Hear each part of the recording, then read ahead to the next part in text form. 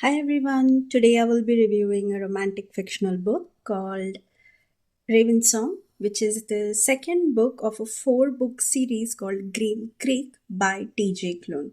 And if you're interested in listening to the review of the first book, Wolfsong, in this series, please refer the description section for the link. I've already given an overview of that book as well in my previous video. Now, coming back to Ravensong, it is a very sweet, queer paranormal romance. It is a story of love, hurt, trust, and betrayal, based in a small magical town called Green Creek. Now, this book is a continuation to Wolf's Song, that is the first book in this series, and the main characters in this book are Gordo Livingstone, who's a witch, and his love interest is Mark Bennett, who's the youngest brother to Thomas Bennett, who's the alpha of the Bennett Wolf pack. Now, the narration goes back and forth between Gordo's and Mark's past from their childhood and the present. So, there is a lot of flashback moments in this book. So, I will try not to spoil anything for you because this will be a spoiler free review, and I will really try not to disclose any important parts from this book or any other book in this series. So, this whole story is narrated from Gordo's point of view and starts with his childhood and how he discovers magic and how he discovers himself being a witch, how his father treats him, and the influence of his father, whose name is Robert Livingstone, on his life throughout his journey.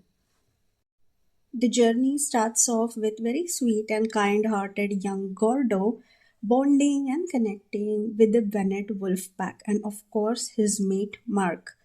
And then, due to an unfortunate event with the wolf hunters and betrayal, which leaves Gordo alone in Green Creek without his pack and his mate. Now, over the period of years, starting from his childhood, and then due to the unfortunate event that has happened in his life into his adulthood, Gordo has become very hardened by the lessons learned and really focuses solely on his garage, that is his work. And he has promised himself to stay away from the wolf business forever. But with the return of the Bennett pack to Green Creek in Book 1, Gordo really finds it difficult and challenging to stay away from the pack and eventually becomes the witch of the Bennett pack. Gordo really has throughout the book ignored Mark, and there's a lot of push and pull between Mark and Gordo and their story. And also, on the other hand, the challenges that Gordo is facing since he is back to Green Creek, getting his life back, being the witch of the Bennett pack, and the challenges that he faces with the addition of new pack members and dealing with the new alpha. So please watch out. It's really fun surprise. I will not spoil anything, but if you have read the book one, you will know what I mean. And amidst all these things, a new danger approaches the Bennett pack, which forces them to make a choice between their pack members and rest of the wolf packs all around the world. Let's talk about the characters now. Now, speaking of Mark as a character, I would say he has a very silent presence throughout the book. He's very loyal to his pack, his brother, who is the alpha of the Bennett pack, that is Thomas Bennett, and the young Mark, his flirting and caring towards Gordo is just too cute.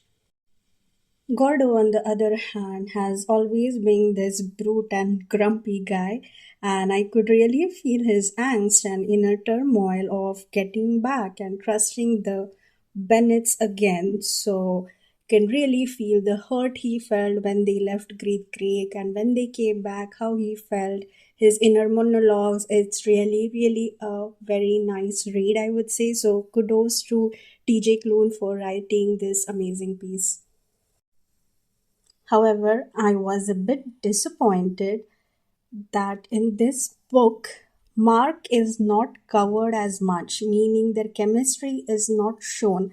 I didn't feel the intensity between Mark and Gordo that much. In some places, yes, there were some moments, but if I expect this to be a queer romance story, I would have expected a little bit more, because the story mainly focuses on Gordo, his magic, and his rebuilding of the connection with the pack. And I was expecting some noteworthy appearances and scenes from Mark's side, but he just stayed as a beloved but a side character to me and not the main character. Unlike you have Joe in Wolfsong. And my main takeaway from this book is how past and present experiences shape your decisions, and trust and loyalty can be rebuilt with second chances. So, if you're in for some second chance romance, please watch out for this book. I highly recommend it.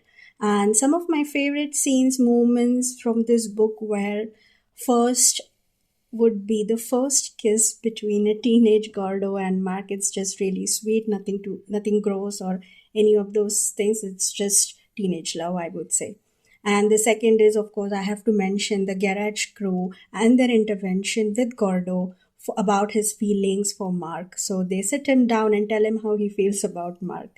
And then Gordo's relationship with all of the three Bennett brothers is really very touching after their mishap in the first book, losing a family member and so on, and how Gordo supports them and becomes like a fatherly figure to them is really, really nice.